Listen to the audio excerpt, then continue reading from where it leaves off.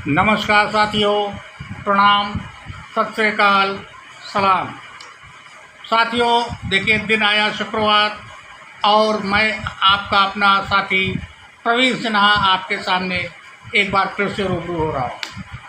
साथियों, आज दिव्यांगम चैनल की तारीफ़ करते हुए, आप लोगों के प्यार की तारीफ़ करते हुए, विकलांग साथी ट्रस्ट के संघर्ष की तारीफ़ करते हुए दिल बहुत ही प्रसन्न हो रहा। साथियों, आज 22 अक्टूबर को आपको ये वीडियो मिल रहा है। कल, बीते हुए कल यानी 21 अक्टूबर को दिव्यांगम चैनल के लिए एक अचीवमेंट अवार्ड्स कार्यक्रम शुरू किया गया था, जिसका आयोजन लखनऊ में शिया कॉलेज इंटर कॉलेज में संपन्न किया गया, जिसमें दिव्यांगम चैनल के मैनेजिंग डायरेक्टर ने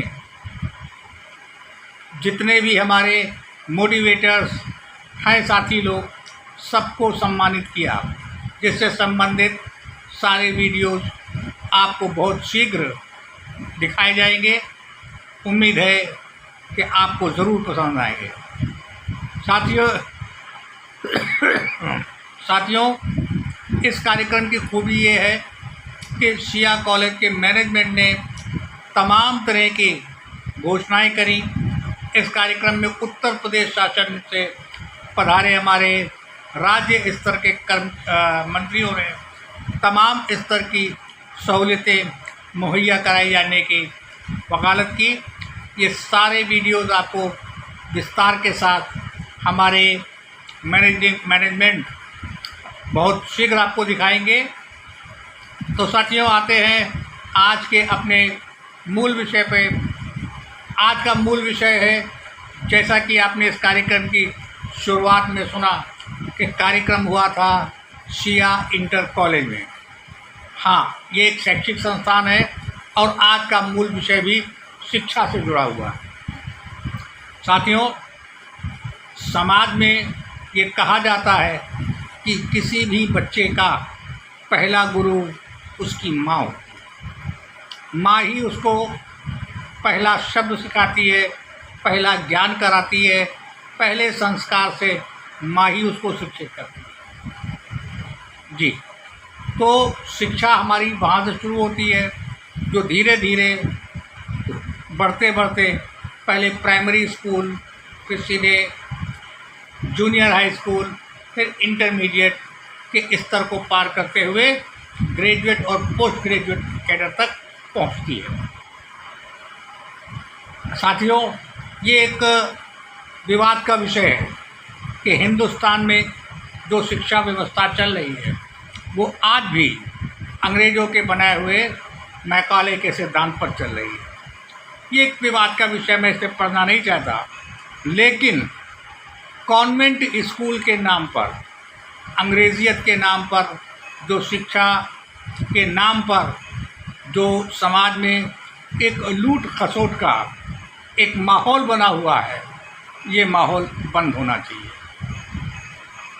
आज क्या है कि हम कॉन्वेंट स्कूल में पढ़ ज़रूर रहे हैं, हमारी अंग्रेज़ी मजबूत हो रही है, हम अच्छे से अच्छे सभाओं में अंग्रेज़ी में बात करना सीख रहे हैं, लेकिन हमारे बच्चों से हमारे संस्कार दूर होते जा रहे हैं।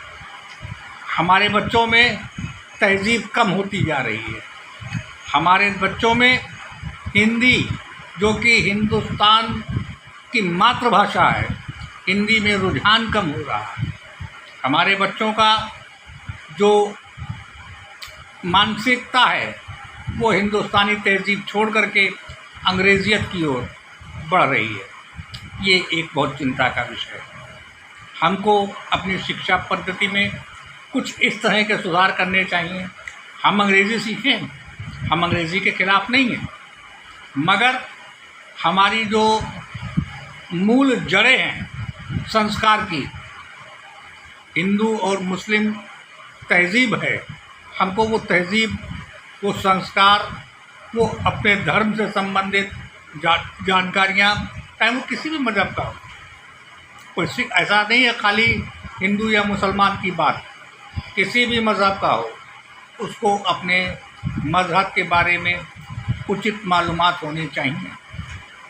आज की तारीख में स्थिति ऐसी बन रही है कि अगर आप कॉन्वेंट स्कूल में पढ़ने वाले बच्चों से बाज़ार से सब्ज़ी लाने को कह दें, बाज़ार से कुछ ख़रीदारी लाने को कह दें, तो कहीं कहीं बच्चे वहाँ भी जाने से संकोच करते हैं। मॉल में जाना पसंद करेंगे क्योंकि उनको अंग्रेज़ियत ने सिखाया है कि मॉल में सब व्यवस्था रहती है, वो बीच खुले बाज़ार नहीं जाना पसंद करते। साथियों, इस शिक्षा व्यवस्था में एक बहुत बड़ी कमी है कि इसमें एक जो लूट खसोट चल रही है कि देखिए अभी 2 साल से कोरोना चल रहा, कोरोना पीरियड में एक दिन भी स्कूल नहीं खुले, लेकिन शिक्षा के नाम पर पूरी की पूरी आपको फीस जमा करनी है और बच्चों के लिए पूरा कोर्स खरीदना है। ज़रा सोचिए कि जो मध्यम वर्ग और निचले वर्ग के जो हमारे अभिभावक हैं, परिवार कहना उचित रहेगा क्योंकि उसमें हमारे बच्चे भी आते हैं, जिनके लिए इस कोरोना काल में 2 महीना 3 महीना जिनके अभिभावकों की नौकरियां छूट गई, जिनके लिए 2 जून की रोटी इकट्ठा करना एक बहुत टेढ़ी खीर हो रही थी। इस कोरोना काल में इन विद्यालयों ने 2 तरह का एक बहुत गलत दबाव बनाया। एक, आपको अपने बच्चों के लिए फीस पूरी भरनी है, एक दूसरा आपको अपने बच्चों के लिए पढ़ाई का कोर्स पूरा खरीदना है। अभी कई परिवार ऐसे भी हैं हमारे हिंदुस्तान में, क्या पूरी दुनिया में कह सकते हैं, जिनके पास एंड्रॉयड फ़ोन नहीं है। आज भी वो बटन वाले कीपैड फ़ोन से अपना काम चला रहे हैं। उन बच्चों की पढ़ाई के लिए माँ बाप को एक एंड्रॉयड फ़ोन लेने के लिए एक तरह से आदेशित किया गया। ये व्यवस्था बहुत बुरी व्यवस्था बनी। सरकार भी इस पर लगाम लगाने में असफल रही और हर साल नई किताब खरीदने का एक बहुत ज़बरदस्त और बहुत गलत प्रेशर अभिभावकों पे पड़ रहा है। इससे कई तरह के नुकसान। साथियों, मेरे समझ से, मेरे सुझाव से, जो मेरे पास जानकारी है, जो मुझे लोगों ने गैर सरकारी सूत्रों से मुझको पता चला है कि यूरोप कंट्रीज़ में कुछ देश ऐसे भी हैं जहाँ पे एक व्यवस्था ये बनी हुई है कि जिस तरह कि अगर कोई बच्चा 6th स्टैंडर्ड में पहुँच रहा, नंबर ऑफ स्टैंडर्ड पर ध्यान ना दें, किसी भी क्लास में अगर वो 6th स्टैंडर्ड में पहुँच रहा है तो उसको विद्यालय की तरफ से कोर्स उपलब्ध कराया जाता है, काफ़ी किताबें उपलब्ध कराई जाती हैं। और जब वो 6ठा क्लास पास कर लेता है तो वो विद्यालय जब उसको पास का एक मार्कशीट देती है तो उससे उसका 6ठे का कोर्स ले ले, ताकि नए सत्र में जो बच्चे आ रहे हैं, गरीब बच्चे पढ़ने आ रहे हैं, उनको वो कोर्स पुनः दे करके पढ़ाया जा सके। और 6ठे का बच्चा जब 7वें में गया तो 7वें के बच्चे से कोर्स लेके उसको दिया। इससे कई फ़ायदे। पहला फ़ायदा, ये व्यवस्था हमारे देश में लागू होनी चाहिए, तब इसके फ़ायदे की बात हम करें। एक सबसे बड़ा फ़ायदा कि जिस देश में हम नाग पंचमी, बसंत पंचमी के दिन हम माँ सरस्वती की विद्या के रूप में विद्या की देवी के रूप में पूजा करते हैं, उस देश में आज के समय में बच्चे पढ़ने के बाद किताबों को या तो रद्दी के टोकरे में डालते हैं या कबाड़ी को बेच देते हैं, और आखिरी में अगर नहीं भी बेचते तो 2-4 साल के बाद वही किताबें आपको हलवाई की दुकान पे, जहाँ पे हम समोसे रख के खाते हैं, इन किताबों की स्थिति ये हो जाती है। अगर ये किताबें विद्यालय में ही रहें तो एक बच्चे से दूसरे बच्चे, दूसरे बच्चे से तीसरे बच्चे तक पहुँचे। इससे एक फ़ायदा तो ये हुआ कि हमने किताबों की इज़्ज़त की सम्मान किया, हमने माँ सरस्वती का सही मायने में पूजन किया, और दूसरी एक बहुत बड़ी समाज सेवा भी हम कर जाएंगे। समाज सेवा ऐसी होगी कि भैया किताबें छापने के लिए पेपर कहाँ से आता है? पेड़ों से।